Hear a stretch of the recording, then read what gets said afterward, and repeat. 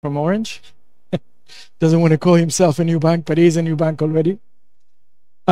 So this afternoon we have 3 sessions. The first one is called, it's a panel actually, called the AI Revolution, from research to real world. I work on AI every day. My company is based on AI. So I'm interested to know what the experts can tell me and give me some advice. It's going to be, the panel head is Khadija Ammu. So Khadija to come on board here and present her panel. Bravo. Bit of an applause for her.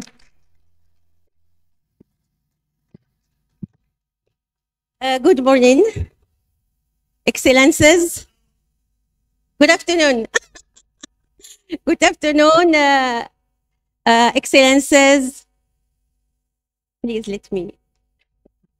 Excellences, visionary leaders from the world, ladies and gentlemen, I'm Khadija Ammu. I'm the CEO and founder of Need Innovation, and I'm so honored today to moderate this panel with distinguished, engaged person, expert from diverse fields, including biotechnology, innovation, and ethics. This is a privilege for Morocco and for WEF to get this distinguished people. Each of them have played a pivotal role in ethics and innovation. So please, warm welcome to Karim Amour, Thierry Lestable, and Pierre-Jean Gir. Welcome, sirs.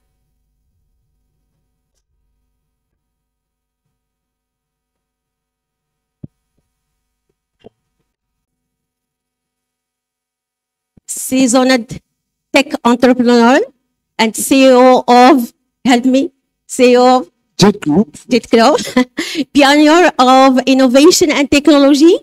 You are an example for us in Morocco, in Africa. So you are working focused on aging, wellness aging, and disease prevention. So my question for you is, can you please, Karim, give us a little bit about your journey and how AI is integrated within innovation in health? Thank you, Khadija. I'm very happy to be here today with the other WEF participants and those distinguished guests. My tech life began about 33 years ago. On my way back to Morocco. I'm born in Switzerland. I've lived most of my life in Europe and the US. And I came back to Morocco. I was thinking of what I was going to do. I used to work in a bank in the US. And I started working in a bank in Morocco. Then something happened to me. I got a brain tumor, particularly a pituitary tumor, at the age of 25. And it changed my whole life because I was like having a fantastic normal life, getting to run here and there every day, doing things that I wouldn't even admit today that I've done. And from one day to another, my life stopped, Judy, when the doctor said to me, you might die in 6 months if you don't do the brain surgery operation. So I did the brain surgery operations in France. It went fantastically well. But from that day on, I completely switched my life.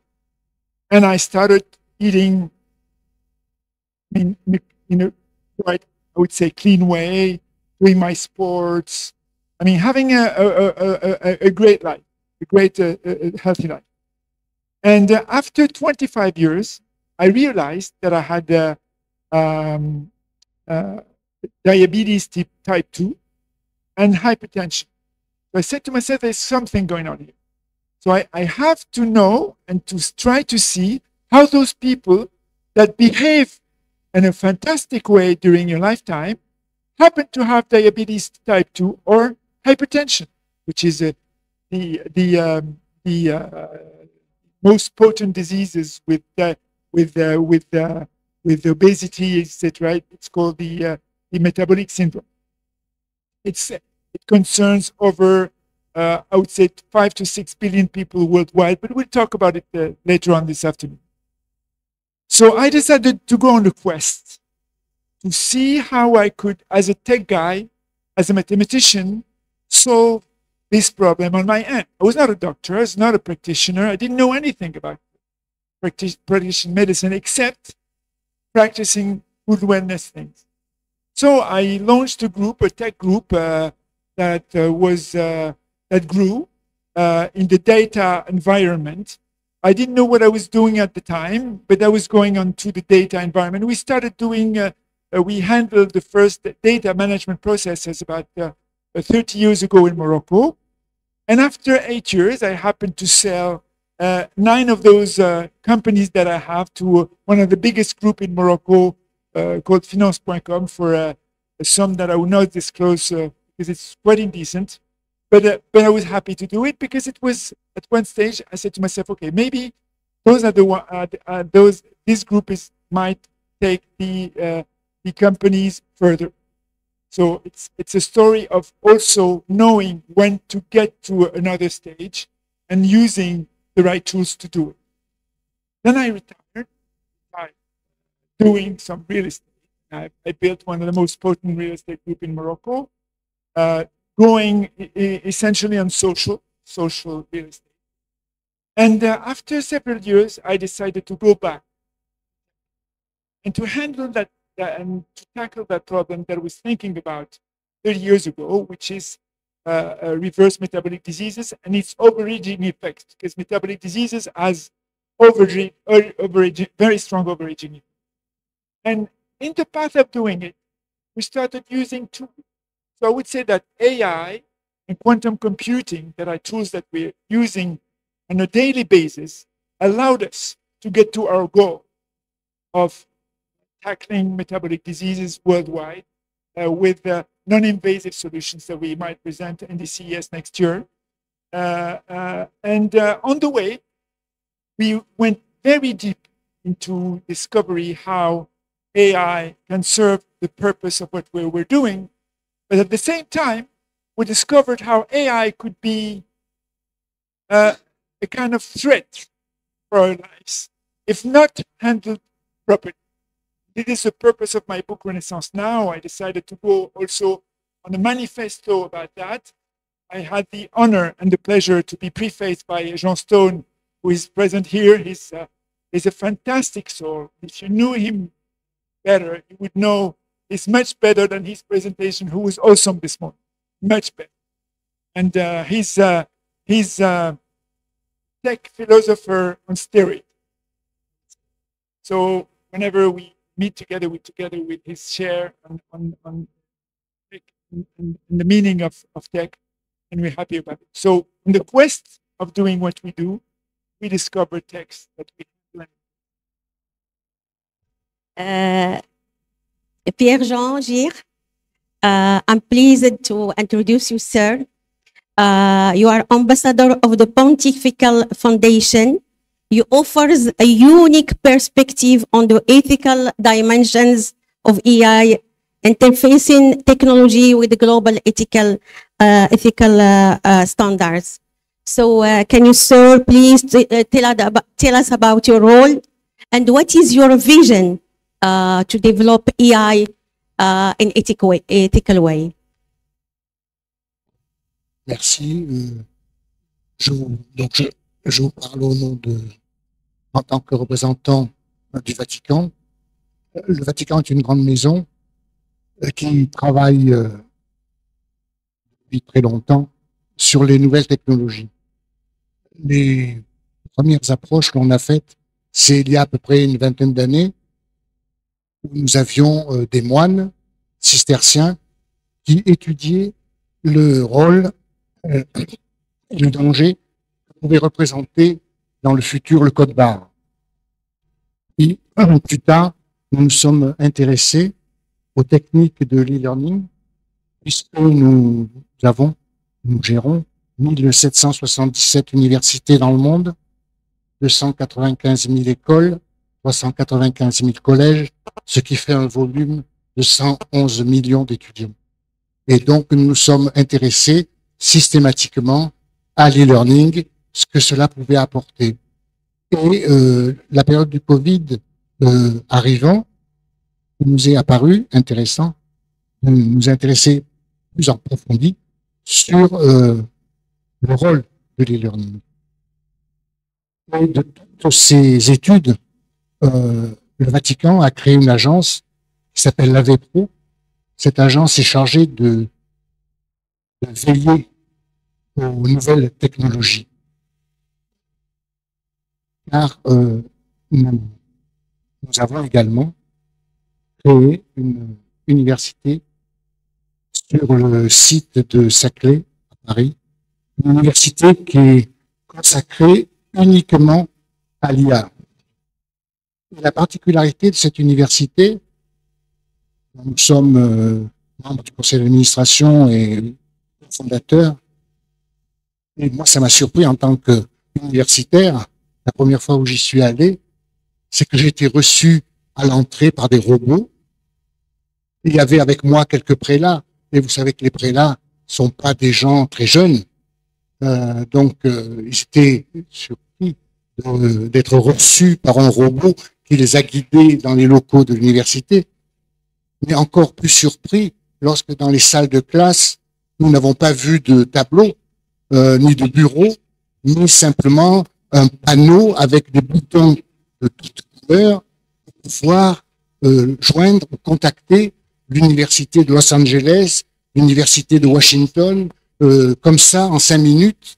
Et je vous dis moi-même, j'ai dit au directeur, mais jamais je ne pourrai enseigner dans cette université. Comment veux-tu que je sache utiliser ces boutons?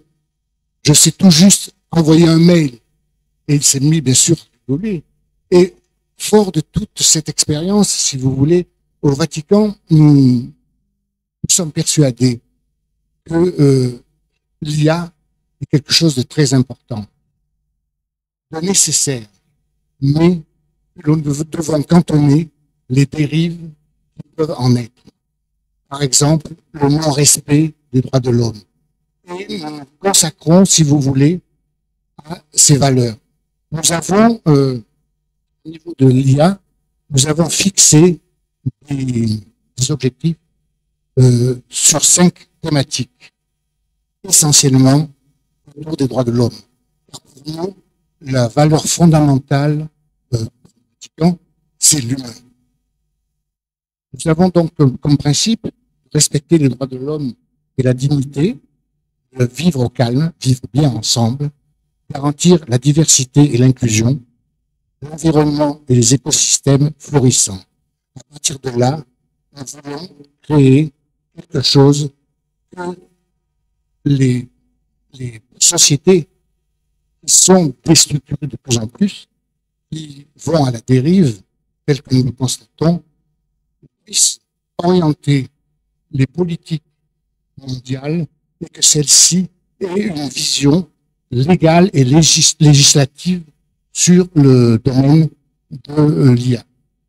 Que les politiques de l'IA ne soient pas distinctes des politiques des États et qu'il y ait une harmonisation qui veille à ce que l'on retrouve dans l'IA non pas l'IA à part, mais l'IA inclus avec les droits de l'homme, avec la médecine, avec tel ou tel secteur de l'activité qui permet à la société de vivre ensemble et intelligemment. Terry Lestable, a prominent figure of technological innovation and research, strategic thinker with a passion and deep business acumen. This is how I see you and how we see you in Morocco. Terry, as leader of the AI, could you please elaborate on your focus and how TEA accelerate the transaction of AI research into scalable solutions? Okay, so thanks for a very gentle introduction first. Maybe just to remind, okay, so I'm coming from Abu Dhabi, okay, so Technology Innovation Institute is a government-funded institute. This is an applied research center. It's quite young, I mean, as a nation, I'm there, as the Emirates. Okay, I think we are like almost 4 years old, okay, which is quite young for, again, a research center, okay, worldwide. We're already 1,200, I mean, engineers and researchers from many countries around the world. And of course, part of our mandate in TII, this is applied research. Okay, so it's not blue sky. We are pushing the boundaries. Okay, we are collaborating with many universities worldwide and locally. Okay, but the mandate is really, I mean, as you just mentioned, apply, I mean, the leading edge technologies and to tailor them. Okay, in order, I mean, to support the nation first. Then, of course, we go globally. Okay, in terms of business and market. But the first thing is how to support digital transformation of the Emirates. Okay, with many different sectors like education, health, I mean, transportation, etc. We get 10 research centers. Okay, I'm only the tip of the iceberg. Okay, my research center is about telecommunications and cybersecurity. And of course, one of the strong pillars is AI. AI is everywhere. This is what we call native AI for telecommunication, for instance. But then I get some colleagues which are doing biotech, autonomous robotics, we get quantum, we get many different centers. Sorry for my colleagues. Okay, so which means we have quite a big coverage in terms of market, in terms of technologies. And there, many of them are using AI as a toolbox. Okay, this is a new toolbox, okay, for us. And we know, I mean, I believe that we know how to leverage, okay, this outstanding, I mean, toolbox. So then the point is how to go, I mean, up to the market. Okay, because for us, again, being an applied research center, that means we push the boundaries up to, let's say, TRL 5, 6, or TRL is technology readiness level. Maybe all of you, I mean, know about it. Okay, so and then we hand it over, I mean, either I mean to a third party for industrialization. Okay, and this third party could be a spin-off. Okay, because this is part of the mandate. We have an entity which is called Venture One. Okay, which is about commercialization of the IP or the licensing, and we are doing, I mean, spin-off, I mean, startups there. Yeah, I mean, this is the whole point of all of the discussions. And one of the first startups that was created there is AI71. Okay? 71 is the creation, of course, of the Emirates. In order, I mean, to commercialize applications directly from what we delivered. I mean, initially in terms of Falcon LLM, okay, Falcon, which is an equivalent open source of ChatGPT, okay, and to commercialize that with many different markets, including, I mean, biotechnology, legal, okay, or government, I mean, services, right? But my center, okay, we are already focusing on wireless communications. So we are supporting mobile operators and, I mean, industry in terms of 5G, okay, how to get full momentum about, I mean, 5G. Then we push for 5G advance, and we are preparing, humbly but surely, I mean, 6G, because we strongly believe that Emirates have, I mean, a key card, I mean, to play there, okay, in terms of 6G technologies. Again, 6G would be the first networks, okay, to use AI as a native AI, okay, from the design. Many years ago, I mean, we had, let's say, security by design, security in terms of cyber security, okay. Now in 6G is preparing, okay, being AI, I mean, natively, okay, which is quite a difference with respect to ongoing, I mean, networks. And from cybersecurity, I will develop later on, okay, but every of our technology regarding, let's say, intrusion detection system, okay, because it's more and more problems in the world, okay, with cyber attacks, okay. So for us, AI is really the must-have in terms of how to detect accurately, how to detect very fast, okay, any attacks, and how to take a decision, okay, very quickly in terms of process for, again, mitigating bot attacks. And the same, we're doing the same on the software. The software is everywhere, and software is necessary, okay, to protect the software in terms of critical infrastructure. So after hearing from you insights how this transaction between research to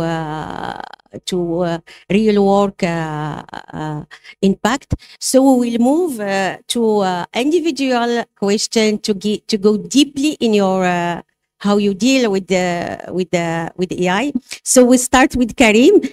Karim, you are using quantum AI with the biotechnology focusing on wellness, aging, and disease. So how do we ensure that AI solution are comply with the standards to ensure ethics, to ensure data privacy, to ensure cybersecurity, and to ensure that it's fixing the issues of health and creating value for health. Well, first, I will answer your question in two parts. The first part is that you you definitely cannot achieve anything in any domain, by the way, but particularly in that one, which is a very sensitive one, without an outstanding team. And I will to honor my associates with part of my family and part of others' family. My son Yassine, which has 2 million followers, is doing the content. My daughter, which is a very, very highly ranked nutritionist, is also in the team. We have the Jacques Jout family with the head of research, which is one of the brothers. We have another brother and sister of the family. We have Mr. Azami's family also on the quantum part. We have Jauhari part on the electronics part, and and we have an outstanding team of researchers working for us. We're not a big team. We're about 45 people, but it's a strong asset of any company. You just mentioned the strength of the organization and the team of researchers working. And including the first part, we also have an identity which we want to defend. I'm part of Abundance 360, which is a movement that I was part of 11 years ago, led by Peter Diamandis in the US. And all the time when they ask me, Karim, but how do you find yourself? I define myself as a Middle Eastern African company, because that's my identity. You know, yeah, this morning I think people have said, well, Morocco is not in Africa, it's not really in Europe, it's not really, it's part of Arab. We have to define ourselves with that identity as being African, Arabs, Middle Eastern people. And the second part of it, which is deeper into the tech, on the way of going through the profound biotech that we're developing, we needed to use ethically tools like AI and quantum computing and quantum simulation. Not yet on quantum computing yet. We are quantum simulation that we use to discover our materials and the way to process our materials to get to where we wanted to get. And on the way, we discovered that we had to protect first our potential clients. We have in our brain, we have this, I would say, eagerness to play on the product market fit in a permanent way. And we call it in the company edge product market fit. Why is that? Because it always can change and you have to look at the market, because that's the market who decides for you, not you deciding for the market. You can have any vision in the world. If you don't listen to the market on a daily basis, being able to pivot whatever has to be pivoted, even if it's the company or one product or have a product or one of your target, then you do it. And out of respecting our clients, we happen to develop, and it's the first announcement that I make here, the first random quantum generation key generator in the whole of Arab states and Africa. It's a purely invention that we made, and we are going to announce it officially. This is non-officially, but officially we're going to announce it in about, I think, less than a month. We passed the NIST tests, which is the official American highly ranked security measures 2 days ago. So we're now compliant and we can announce what we can do. And after that, there are other things. But the purpose was not to do that in the beginning. It was to protect our clients' information and to be post-quantum, which means that even if there is a quantum attack, our clients, at least ours, even if there's small part or big parts, we're aiming for 1 billion customers, we're going to talk about it this afternoon, but they have to be even overprotected today than they have ever been. And speaking about the second technology that we use, which is quantum, it's a technology that very few people see coming.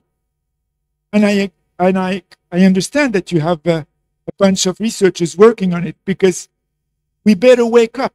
And that's the title of my book. It's a wake-up call on what's coming. Because if AI is something we can fear about, quantum is, just to give you an idea, Google has been doing some mathematical calculation with quantum computing, and in 10 minutes, it was worth 10,000 years of a supercalculator.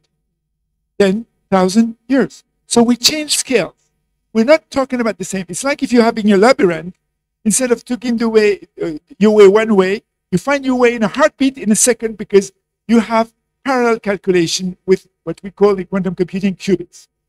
And Microsoft has recently discovered, has made 14,000 operations with their quantum computing with 0 errors, which is completely opposite to what quantum computing is doing, because quantum computing is only errors. When you see those tunnels coming down the quantum computing, it puts the temperature to 0 Kelvin, and it puts a high pressure to the device, to the electronic device, so that it can bring some entanglement in between two qubits. I don't want to be too technical here, but it's very, very complicated to calculate on quantum computers. And today we have the proof that it works. And even if we don't have those fancy superconductors that we need to make it work in a sustainable normal temperature, with those constraints of getting to 0 Kelvin, which is minus 283 degrees centigrade, which is even colder than the space. I mean, 0 Kelvin is colder than the space. That's what we use in quantum calculations. Thus, the machines we use. And I want to point out something very important.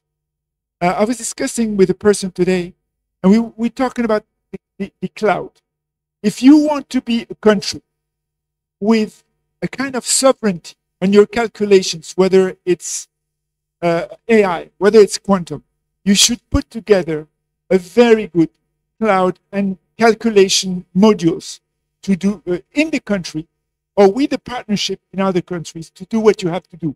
Otherwise, you cannot be this embed this identity of Moroccan, African, Middle Eastern country. I know one company, it's DVX, who trained an NLM equivalent to OpenAI in 2 months. In 2 months. But we have to be aware on what we're doing, because we don't know what they trained how they trained this data. Jean this morning, and I will finish by this part by this. Jean, he mentioned the fact that sometimes we have to be aware on the biases on how we train data. All the LLMs that are on the market today, we call it transformers, train data every day. But what happens? They train data on the data they created already. So that's when it's like if you're doing a photocopy of a photocopy of a photocopy. At the end, the photocopy is distorted.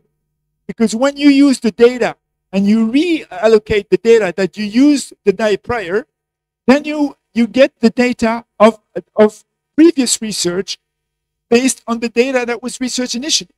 And something else that Jean mentioned, I want to mention out. What is the result of ChatGPT, for instance? If you look at it closely, if you go deep into the tech, you will find out that we are in a law of averages. That means it gives you the response that you want to know, but whether this response comes from. It comes from all the data that was created in the internet. But in the internet, you have people that will say to you, AI will do fantastic things, and people who would say, okay, AI will kill you. And you're getting the average of those two extremes. And I think this is very dangerous. This is why, in our calculations, we use also a lot of mathematics behind the AIs. We use a lot of statistics, not curated by generative AI, but curated from other engines like the Wolfram engine. It's a very technical engine, but a very good one, very reliable, to do, for instance, our medical diagnostics. We do it with not only generative AI, it's a tiny part of it, just 10% of it, but the rest is done on statistics.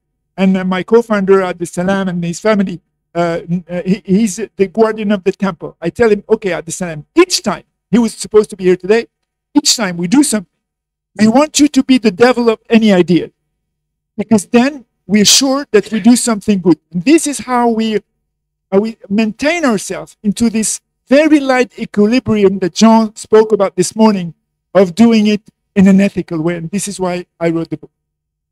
Karim, thank you very much. It's clear that there is no doubt that the compliance is ensured.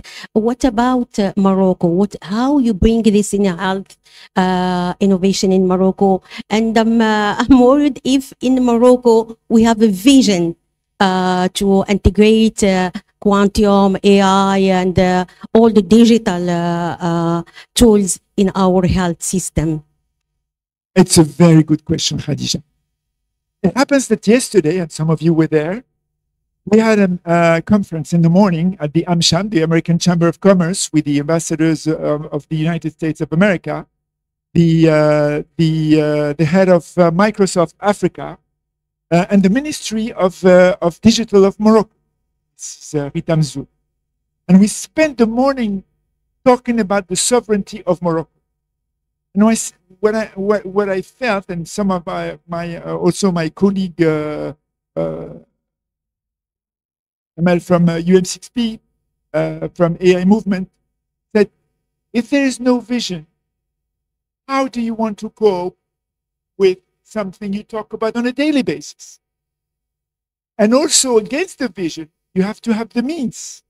Know that UAE has means, know that Saudi Arabia has means, I know that part of the countries of Africa have means, but not to the extent that we can count in the chess of AI and quantum computing. So if we want in Morocco to unleash a vision, we should first have a decent cloud computing networks where because the minister was talking precisely about all the companies that come over to Morocco to invest and so on and so forth. But there is also this endogenous, internal research and development that has to be done through whom? Through the startups. They are the only one who can provide to Morocco this sovereignty of inventing on a daily basis things. You welcome to the international company to Morocco. I was pitching at the CES the other day about them welcoming them in Morocco. But at the end of the day, when we talk about, I would say, deep tech, you have the intellectual property that comes into play. And the intellectual property is what makes a country sovereign in its state. I don't say we're going to be like the Americans, which are the most innovative people in the world. Don't say we're Japanese, like very, or the Koreans or the Chinese. I say, as a country, small country on the north of Morocco, we have to deal with it, and cloud is important. Second, finance. You have to be able to get financing to your startups in order to let them grow on AI, because we have a very good level of mathematics in Morocco. A lot of engineers work for multinationals from Morocco. They are very talented. We can produce a car from A to Z in Morocco only by Moroccan engineers. Bear in mind, if you took part of those engineers and you put them into the liberal market, give them means, give them a cloud computer to be able to train their algorithms and see what they do. And I bet they would do outstanding things. Thank you, Karim. Pierre-Jean, given to your unique position in the Vatican, how do you see the role of global ethical standard in guiding AI development? And what is the purpose of Vatican to help to implement AI in the way that we discussed this morning, to help and solve people and humanity in the next decade? Si l'on se réfère à l'histoire, il y a 400 ans, on découvrait l'imprimerie. Puis plus tard, on a découvert le train. Et à l'époque, les gens qui parlaient des nouvelles technologies disait, disait tout simplement, si vous prenez le train, vos poumons vont exploser, votre cerveau va exploser, etc. Ces actions, la découverte de la radiographie et du scanner, montrent qu'il y a eu une évolution. C'est certain et que l'on ne peut pas la nier. Simplement, au Vatican, on a peur des apprentis sorciers. On a peur de tout ce qui se fait un peu dans certains États, certains pays, certains chercheurs, certains scientifiques. Il se fait un peu comme un électron libre. Il n'y a pas de retour à l'État souverain. Et notre action est centrée essentiellement sur une compréhension dynamique de l'IA. On pense, en accord avec l'UNESCO, que l'IA a besoin d'être comprise, interprétée, décortiquée, d'être vécue, mais également de s'en méfier. Et on a pris une résolution avec ces organismes internationaux qui porte sur 10 points. On veut que l'IA se rapproche et soit fondée sur les droits humains. Le premier principe, c'est la proportionnalité et ne pas nuire. Deuxième, la sûreté et la sécurité.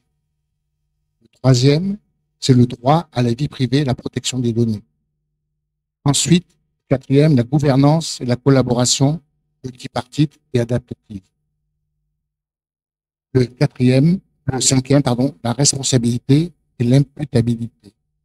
Ensuite, la transparence et l'explicabilité, la surveillance, la détermination humaine, la durabilité, la sensibilisation et l'alphabétisation, l'équité et la non-discrimination. Et tous ces principes, on veut absolument qu'ils soient rattachés aux principes, aux valeurs des États, et notamment des États vus au travers des institutions internationales. Et ces principes doivent être rattachés à des notions dont on parle souvent, actuellement, c'est les ODD, les objectifs du développement durable, et qui regroupent l'éthique, l'évaluation, l'éthique et la gouvernance, la politique des données, le développement et la coopération internationale, l'environnement, le genre, la culture, l'éducation, la communication, l'information, l'économie, la santé, le social, etc. Bref, tous les domaines de la vie en société. Le Vatican a la réputation d'avancer lentement, de prendre toujours des précautions, mais et notamment ce pape François, qui est un pape progressiste, ne s'interpose pas au progrès de la société, mais il veut simplement que dans toutes les actions nouvelles, l'humain soit placé au centre de la décision. C'est la politique du Vatican. Je peux vous donner un exemple. Par exemple, on a des tas de sociétés qui nous approchent, je ne sais pas, ces sociétés où les gens ne connaissent pas forcément le Vatican. Il y a une espèce de mythe qui entoure la maison. Toutes ces sociétés nous ont approché de nouvelles technologies, veulent toutes numériser les archives du Vatican. Vous savez, les archives du Vatican, c'est l'histoire de l'humanité, 2000 ans d'archives, 89 km d'archives du Vatican en sous-sol, qui sont faites sur parchemin, etc. Donc des vieux documents, etc. Le Vatican est réticent à faire numériser, par exemple, toutes ces archives. Et donc, on n'a pas répondu encore aux demandes. De même que ces sociétés veulent numériser les œuvres d'art, les tableaux, pour les revendre. Ça, un refus catégorique du Vatican. Donc, on est à l'avant-garde, on suit le progrès, mais on veut à tout prix que le respect de l'homme soit placé au centre de la décision. Parce que, je termine ceci, comme le dit Emerson, auquel le pape se réfère, l'homme reste seulement la moitié de lui-même, que l'autre moitié réside dans l'expression de ce qu'il a ressenti n'est pas éveillé. Et on pense que c'est par ce biais-là que l'on progressera toujours en étant vigilant. Thank you, sir. Thank you. Thierry, as part of your organization, converting technology to innovation, what are the challenges that TAI should keep on top and working on to fix all the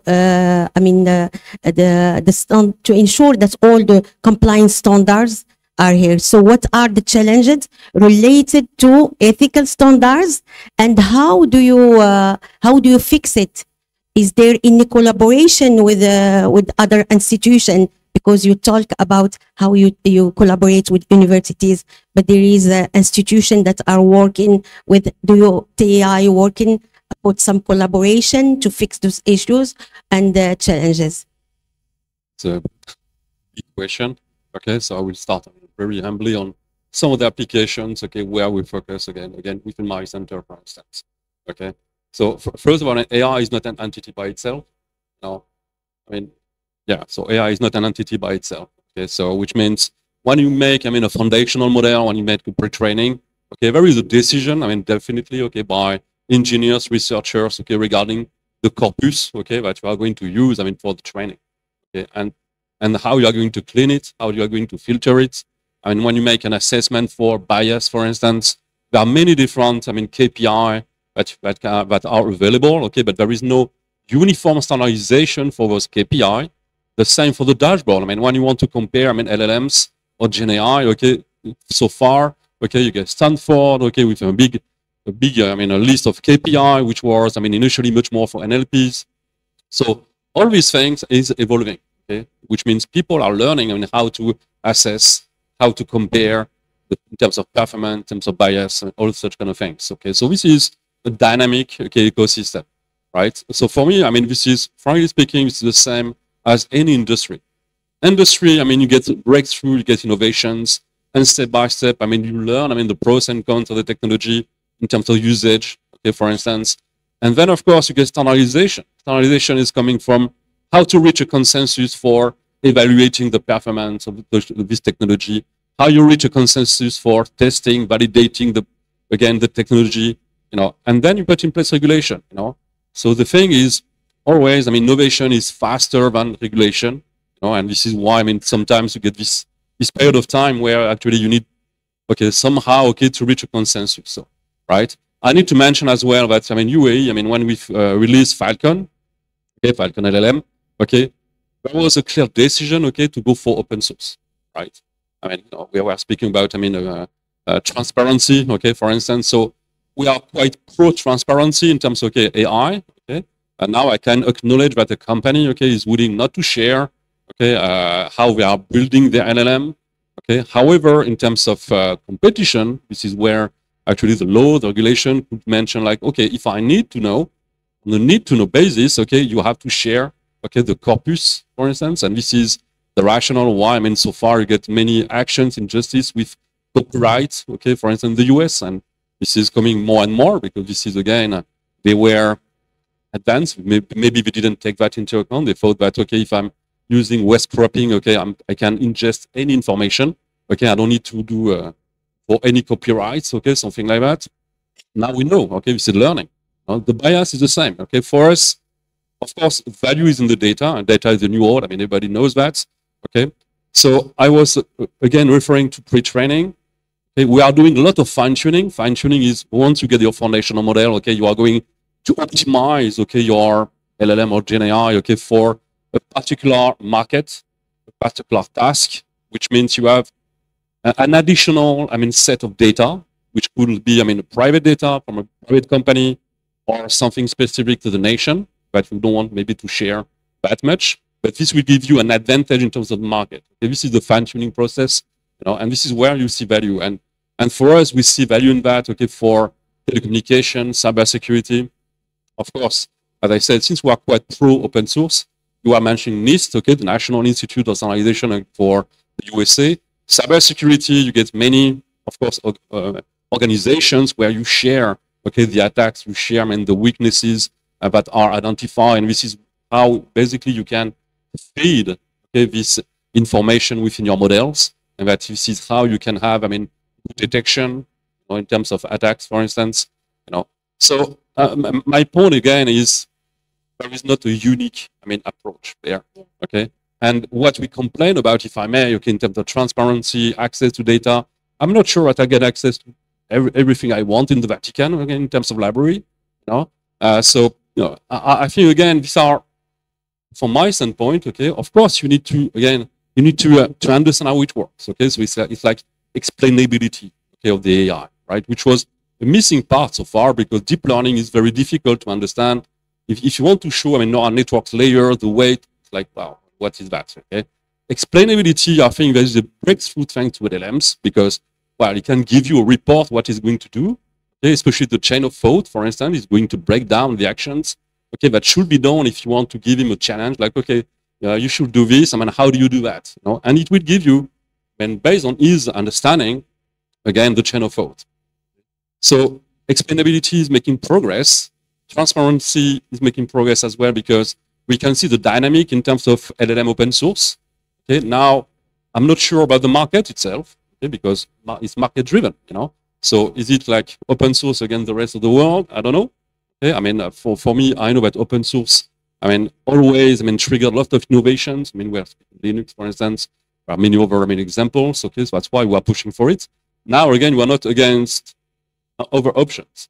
Okay, so bias is very philosophical, if I may, discussion, especially when we speak nations, because you don't have the same vision of the politics of the society if you are in the Emirates, if you are in North Europe, or if you're in a Western country, whatever, So I understand UN, SDG, and for instance, UN SDG, this is for us the background that we are using when we are designing, 5G advanced 6G technologies. We always take that as the background, okay, now how to make the world better, And of course, AI for us is the foundation, okay, so how to optimize it, how to go faster, how to simplify it, how to get more precisions, how to get low power consumption in terms of the inference time, etc.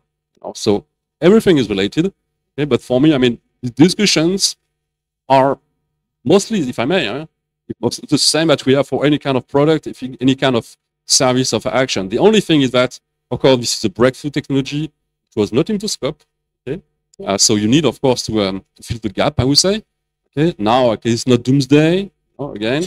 And for us, we could take very practical application that I was mentioning for intelligent transport system, for instance, which is how to design the digital infrastructure, okay, to make sure that at the end of the day, we'll be able to get a level 5, okay, autonomous car. Autonomous car is not standalone. You need a digital infrastructure, okay, for it.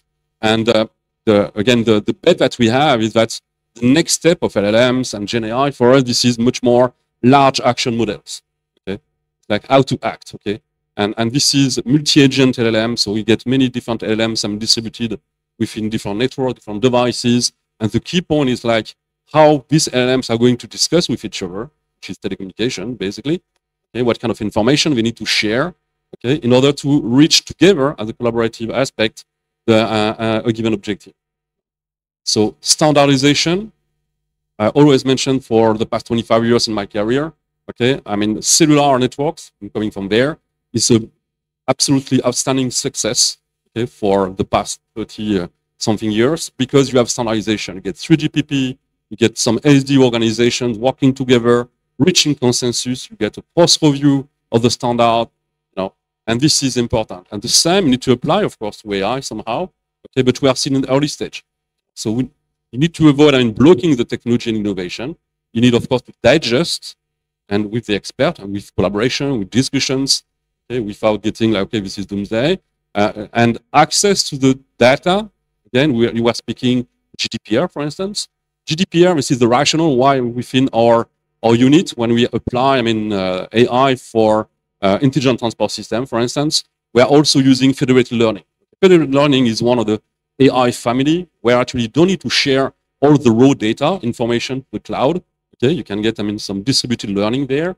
Well, this is, I don't want to enter into the detail, but this is, you have some technical solutions to take into account, okay, data privacy, which is something that everybody knows, okay?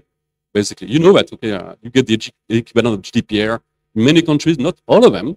Okay, so if you want to address a market, you need to take into account that, okay, but privacy, cybersecurity by design, as I said, okay, that's why we are using AI for getting better in terms of finding vulnerabilities in software. Software vulnerability, this is basically the loophole where, hackers are entering your process. Okay, so AI is very useful for that, and we get to outstanding performance thanks to generative AI on software vulnerability detections, classification, and self-healing, which means we are regenerating software, okay, which is repairing and fixing the code. Thank you. So my last question is, as we look forward, what are, in quick responses, what are your belief on which technologies, which methodologies can save humanity by using quantum Wi-Fi? In your position, how you are believing on these technologies to save humanity and to help humanity to go in the wellness? Well, first, Khadija, we have to know that whether it's AI, quantum AI, because it's also a kind of AI, it does outstanding things. It does help with work on fusion reactors to bring the cost of energy close to zero. In the medical field, it can do mountains, millions of discoveries in a very short time to have like cancer or other very complicated diseases. It can help in finance, mitigate and do it even in a much more precise way for everybody to win. But on the other hand, I see personally, and I wrote it in my book, two timings of danger. The first timing is 2024. Now, 2024 and 2025 will be 2 years of tornado in terms of the potential of AI. Let me explain why. I see, not me only, but other people also see disruptions in the way we work. You'll see what I call the confiscation of truth. And in my book, I have nearly one chapter where I relate as a novel what happens. It's a fiction book. What happens in the US elections. And you have two camps fighting each other with false information, with fake news. And at the end, they come out, I disclose a little bit of it, at the end, they come out in front of the American people in the 5 hours TV show where the American people have to elect because they couldn't elect out of the amount of fake news that was around during the election.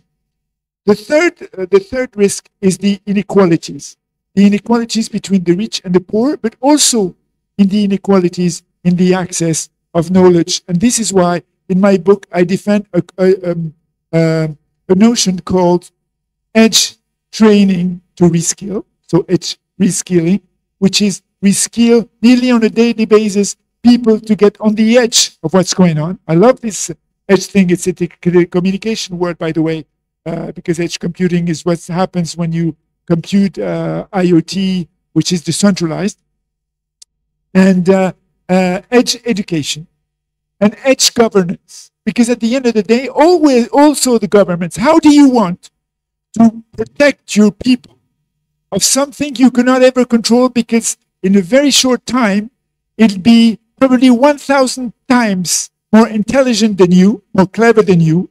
How do you want to cope with while it's still advancing? So the edge governance consists in take it into consideration those advancements and articulate some ways to handle the regulations in a very flexible way, because it has to be flexible by all means. It cannot be something else. And the last point of the short-term risk is how do we see this involvement in AI? And I announced in my book that for me, there is something coming over in very short term, before 2029, which is general artificial intelligence. And then you have two schools again. People who say, no, what does it mean? Sean asked me the questions one day. He said, Karim, what do you mean by general artificial intelligence? Is it sentence? Does it feel? You said to me, Jean.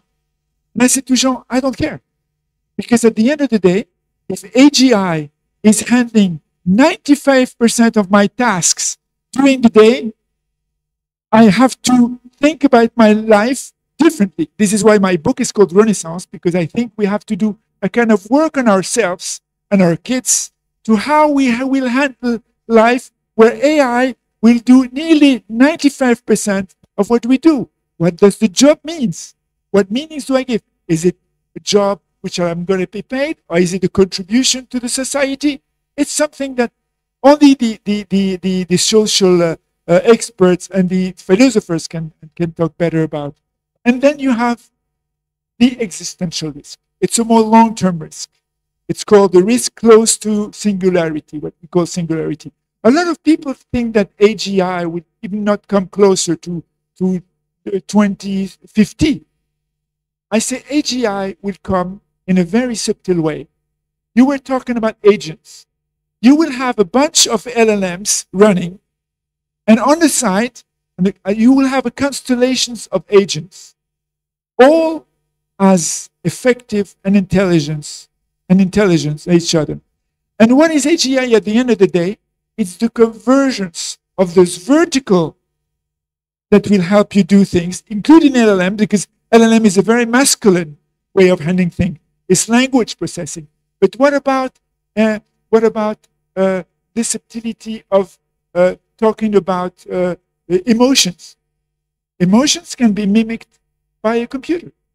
I don't say it feels something, but because we don't even care if it feels or not. We care if it can manipulate us, because at the end of the day, we'll be in trouble. So if it can manipulate me by telling me what I want to hear, we're not in a good shape. And I think, and this is why I give 12 ethical means related to tech of handling ethical. And in one of the last chapter, I have a political dimension, social dimension, a day-to-day dimension, and a technological dimension. So all those four dimensions for me are very important to handle when you want to handle AI or quantum computing within the future. And what we have to do is prepare the future of our kids, and we are responsible for it. We are responsible of the decisions we take today, because the genie is already out of the bottle. And if we don't do something today to legiferates in a flexible way, so it can be for our good, but also to protect us from those existential risks in the future, we have to protect the life of our kids and the kids of our kids. Okay, thank you, Karim. Pierre-Jean, some words to conclude. Oui. Moi, je pense que faudrait que l'on s'appuie sur ce que j'ai déjà dit, hein, mais qui est important, et je vais le développer. Il faut que ce soit l'homme et la sécurité qui constituent la préoccupation, comme la préoccupation de toute aventure technologique. C'est un grand savant qui disait: c'est la qualité de l'œuvre qui doit porter et légitimer la technologie et non l'inverse. L'un des pires démons de la civilisation technologique est la soif de connaissance. Tout ça pour, j'insiste, il faut que l'on limite les électrons libres, que l'on contrôle ce qui se fait au niveau de l'IA. Et comme dit mon ami Karim, je n'irai pas jusqu'à 2050. Je partirai à partir de maintenant. Karim est un cerveau, un grand scientifique. Mais si nous nous basons à notre niveau du Vatican, terre à terre, il faut que l'on sensibilise les jeunes générations, les étudiants, faire des formations, des séminaires tels que celui-ci est important. Et je crois qu'en développant déjà cette partie de la connaissance, ça peut être important. je voudrais en profiter pour remercier l'AMIA et les organisateurs de cet événement et témoigner la reconnaissance du Saint-Père, le pape François, qui a été, quand je lui ai dit que je venais, qui a été très chaleureux que je vienne et qui a du Maroc conservé un souvenir inoubliable. Le Saint-Père, je dois dire que le Saint-Père, et je peux vous le dire en toute confidentialité, c'est un des pays où il a été le mieux reçu au monde. Jamais il a connu une telle chaleur, un tel enthousiasme. Et je crois qu'il faut remercier Sa Majesté, bien entendu, qui était à l'œuvre de ce voyage. Voilà. Merci. Terry, some words to conclude?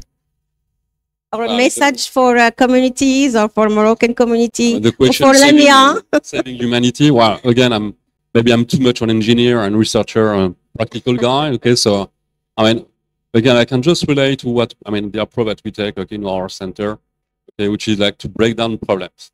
Okay, we break down problems. We go step by step.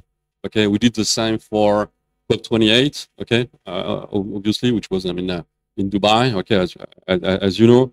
Okay, and for us, we address first, smart cities. Okay, because smart cities, more than 50% of people are living in cities with a lot of pollutions, traffic jam, etc. Okay, so it was like, okay, let's focus first on one of the main issue, then transportation because of rate of people, because we get a lot of pollutions due to that, and a lot of other problems.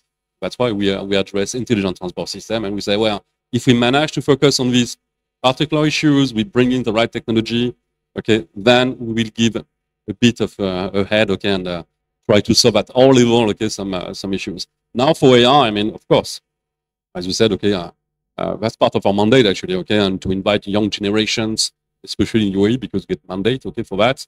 For bringing, STEM, also science, technology, engineering, and mathematics, okay, to these young generations and to train them, okay, Emiratis, and to attract, okay, of course, collaborations. Okay, we get more than 75 collaboration worldwide, okay, in TII, and we'll be glad to discuss further, okay, also with the Vatican, Yeah. okay, on ethical questions for AI. And my point is always also like, AI for us, okay, is a toolbox. Okay. It's yet another one, a new one, which is outstanding, but you need to digest, you need to know how to leverage, how to push the boundaries, how to control, okay, in terms of reliability, sustainability, resilience, like any other technology, And then the key point, I think, for TII, if I may, is that we are multidisciplinary. Okay? We have 10 research centers, as I said, okay, biotech, quantum, okay, advanced material, robotics, renewable energy. And that's why we get these 10 research centers, okay, to make sure that we are collaborating all together in the same place. And I think this is something which is maybe rare and unique in the world, okay, nowadays. Get in the same place, so many research centers working together, Yes. okay, in the same direction. And synergies, multidisciplinary, actions is a necessity because, the challenges are really global and global geographically, okay, for sure. And that's why we are making so many collaborations worldwide. And UAE is well placed for that. This is a nice place, if I may, for triggering so many collaborations with worldwide institutions. So I'm inviting you, of course, to visit us in Abu Dhabi, of course. Thank you, engaged, distinguished panelists. Thank you for generosity. It's an honor for me and for Morocco to have you here today. Thank you for Lamia and for all the team to give us this opportunity to discuss about great. Can we have picture, please? Can we have picture with you, Gustavo and Lamia? Lamia is not here. Oh.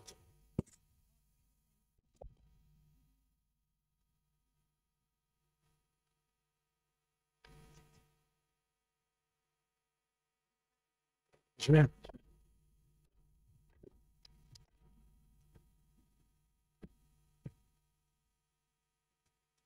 C'est bien.